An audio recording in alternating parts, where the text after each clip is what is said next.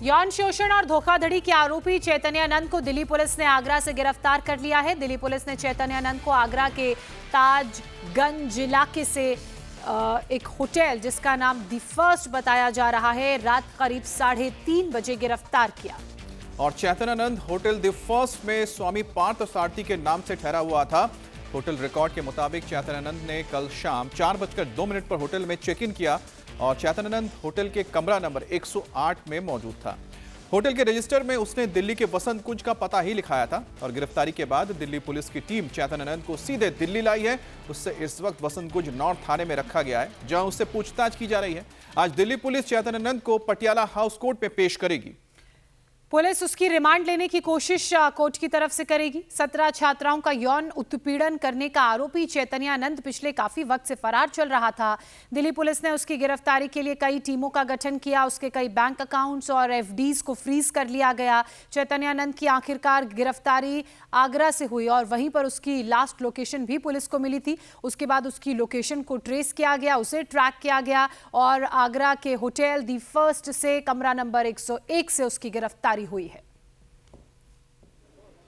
Delhi police ने बाबा चैतन्यानंद सरस्वती को आगरा के एक होटल से गिरफ्तार कर लिया है। दरअसल बाबा चैतन्यानंद सरस्वती पर उसी के इंस्टीट्यूट की तकरीबन 17 छात्राओं ने मोलेस्टेशन का आरोप लगाया था, जिसके बाद से बाबा फरार चल रहा था। बाबा को तकरीबन 2 महीने हो गए थे फरार हुए और लगातार दिल्ली पुलिस की टीम से छिपता घूम रहा था। लेकिन अब दिल्ली पुलिस की टीम ने बाबा को एक होटल से आगरा के से जो है गिरफ्तार किया है। फिलहाल बाबा को लेकर दिल्ली पुलिस की टीम जो है वो वसंत कुंज नॉर्थ थाने पहुंच चुकी है। थाने का गेट अभी बंद है। फिलहाल अधिकारियों का आने का इंतजार है। दरअसल बाबा के ऊपर जो गंभीर आरोप लगे थे उसके बाद से ही दिल्ली पुलिस की टीम लगातार बाबा की तलाश में जगह जगह छापेमारी कर रही थी। उसके बाद बाबा ने अपनी गिरफ्तारी से बचने के लिए एंटीसिपेटरी बेल भी लगाई, जो कि पटियाला हाउस कोर्ट से रिजेक्ट हो गई थी। उसके बाद बाबा को दिल्ली पुलिस ने गिरफ्तार किया है। अब बाबा को दिल्ली पुलिस की टीम जो है वो कोर्ट में पेश करेगी, जहां से बाबा चैतन्यानंद सरस्वती की दिल्ली पुलिस की टीम रिमांड मांगेगी। अगर रिमांड मिलता है तो उस दौरान बाबा से पूछताछ भी की जा सकती है और साथ ही साथ बाबा को लेकर दिल्ली पुलिस की टीम कई जगह जो है जाएगी ताकि पूरे मामले की जांच की जा सके। तस्वीरें आपको दिखा रहे हैं, ये वसंत कुंज नॉर्थ थाने की तस्वीरें हैं, जहां पर बाबा चैतन्यानंद सरस्वती को रखा गया। दरअसल बाबा के ऊपर 5 मुकदमे थे, जिनमें अब चैतन्यानंद कहें या फिर पार्थ सारथी जो उनका नाम है, इस वक्त पुलिस की गिरफ्त में है। कुमार सोनू, एक हम तस्वीर भी दिखा रहे हैं जहां पर देखा जा सकता है कि किस तरह से चैतन्यानंद भाग रहा है और पुलिस ने किस तरह से आखिरकार ट्रैक किया, क्योंकि पिछले करीब 5-6 दिन से लगातार जो तलाश हो रही थी आखिरकार कैसे आगरा में जाकर रुकी। देखिए, बिल्कुल तकरीबन 2 महीने से चैतन्यानंद सरस्वती फरार था। लगातार अपनी लोकेशन बदल रहा था। जो उसकी लास्ट लोकेशन जब तक उसका फोन ऑन था आगरा ही आई थी और अब दिल्ली पुलिस ने आगरा के एक होटल से जो है बाबा चैतन्यानंद सरस्वती को गिरफ्तार किया है। दरअसल अब दिल्ली पुलिस बाबा को लेकर इस वसंत कुंज नॉर्थ थाने के अंदर पूछताछ कर रही है। दरअसल खुद जो जिले के डीसीपी अमित गोयल वो बाबा से 1-to-1 पूछताछ कर रहे हैं ताकि कोर्ट में जब पेश किया जाए तो तमाम सबूत जो हैं वो दिल्ली पुलिस के पास हो। दरअसल बाबा के खिलाफ टोटल 5 मुकदमे जो हैं दर्ज हैं, जिनमें मॉलेस्टेशन से लेकर फर्जी डिप्लोमेटिक नंबर प्लेट और साथ ही साथ जिस संस्थान का वो संचालक था वहां पे चीटिंग का पूरा मामला है, उसको लेकर भी जो है दिल्ली पुलिस ने शिकायत दर्ज की थी। फिलहाल अब बाबा चैतन्यानंद सरस्वती से लगातार पूछताछ की जा रही है। अब कुछ देर बाद माना जा रहा है दोपहर तक जो है बाबा को कोर्ट में पेश किया जाएगा, जहां से उसकी रिमांड मांगी जाएगी। अगर पुलिस को रिमांड मिलती है तो रिमांड के दौरान सख्ती से बाबा से पूछताछ भी होगी और साथ ही साथ जो कुछ जगह पर बाबा को लेकर जाना है। जब एंटीसिपेटरी बेल लगाई थी तो पुलिस ने ये बात बताई थी कोर्ट को कि बाबा की गिरफ्तारी पर रोक जो है कोर्ट ना लगाए, तो उसी को लेकर जो है अब बड़ा खुलासा अब रोजाना इसमें होंगे। और सबसे बड़ी बात यह है कि बाबा के खिलाफ जो जांच है वो बहुत तेज हो गई है। माना जा रहा है कि बाबा की जो बाकी 3 महिला सहयोगी हैं जिनके नाम का जिक्र एफआईआर में है, उनकी भी गिरफ्तारी अब संभवतः जल्दी हो सकती है, क्योंकि दिल्ली पुलिस का साफ कहना था कि पहले बाबा की गिरफ्तारी होगी, बाबा के स्टेटमेंट लिए जाएंगे, बाबा से पूछताछ होगी, उसके बाद जो है बाकी 3 महिलाओं की भी गिरफ्तारी हो सकती है। तो अब जो बाबा चैतन्यानंद सरस्वती के ऊपर जो यौन शोषण का मामला है, चीटिंग का मामला है, फर्जी डिप्लोमेटिक प्लेट का मामला है, उसको लेकर दिल्ली पुलिस ने जांच जो है वो तेज कर दी है। तकरीबन 7:15 बजे के करीब जो है DCP south west Amit Goyal वो खुद पहुंच गए थे, खुद पूछताछ करने के लिए यहां पर बाबा से पहुंचे हैं।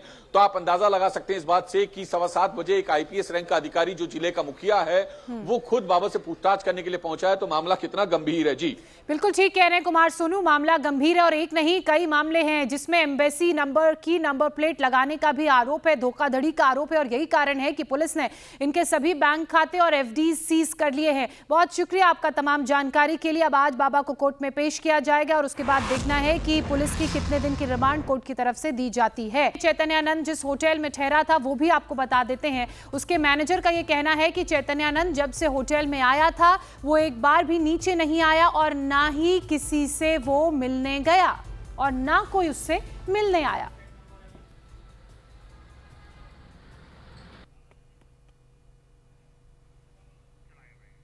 ये उस वक्त की आप तस्वीर देख रहे हैं जब उसे गिरफ्तार करके लाया जा रहा था। हालांकि अब पूछताछ में तमाम बड़े खुलासे हुए। तमिलनाडु की जहां शनिवार शाम करूर में बड़ा हादसा हो गया। एक्टर और टीवीके के लीडर विजय की रैली में भगदड़ मच गई और इस हादसे में 39 लोगों की जान चली गई है। हादसे में 95 लोग घायल हुए हैं, जिनमें से कुछ की हालत अब भी गंभीर बनी हुई है और आशंका है कि मरने वालों की तादाद आगे बढ़ सकती है और इनमें मरने वालों में 12 पुरुष, 16 महिलाएं और 10 बच्चे भी शामिल हैं। करूर हादसे पर प्रधानमंत्री नरेंद्र मोदी ने भी दुख जताया है। वहीं हादसे के बाद देर रात तमिलनाडु के सीएम स्टालिन करूर पहुंचे। उन्होंने मेडिकल कॉलेज में जाकर जितने भी लोग भर्ती थे उनका हालचाल जाना, उनकी स्थिति का जायजा लिया। करूर हादसे में मारे गए लोगों के लिए मुख्यमंत्री ने मुआवजे का भी ऐलान किया है। सरकार मृतकों के परिजनों को 10-10 लाख रुपए, घायलों को 1-1 लाख रुपए की आर्थिक सहायता देगी। वहीं सीएम ने हादसे की जांच के लिए एक सदस्य आयोग का भी गठन कर दिया है। हाईकोर्ट की retired justice Aruna Jagadeesan committee के अध्यक्ष होंगे और उन्हीं के नेतृत्व में इस पूरे मामले की जांच होगी।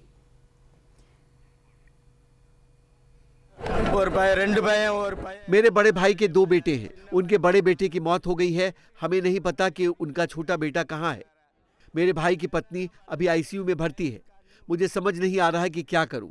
मेरे बेटे की आंख में चोट लगी है। भारत ने एक बार फिर पाकिस्तान को इंटरनेशनल लेवल पर धोखा दिया है। संयुक्त राष्ट्र महासभा के 80वें सत्र को संबोधित करते हुए पाकिस्तान के झूठ का पर्दाफाश किया।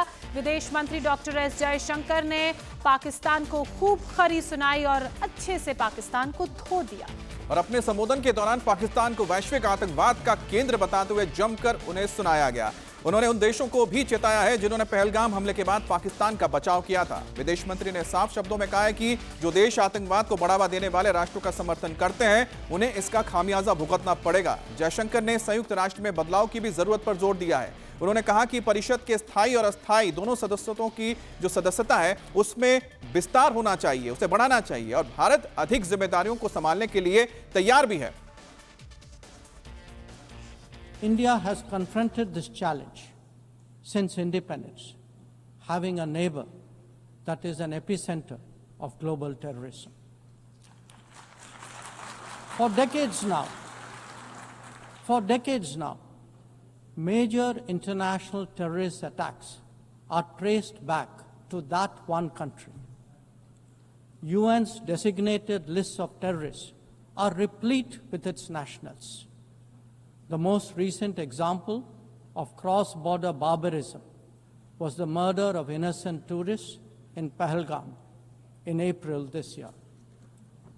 India exercised its right to defend its people against terrorism and brought its organizers and perpetrators to justice. Because terrorism is a shared threat, Madam President, it is essential that there is much deeper international cooperation. When nations openly declare terrorism a state policy, when terror hubs operate on an industrial scale, when terrorists are publicly glorified, then such actions must be unequivocally condemned.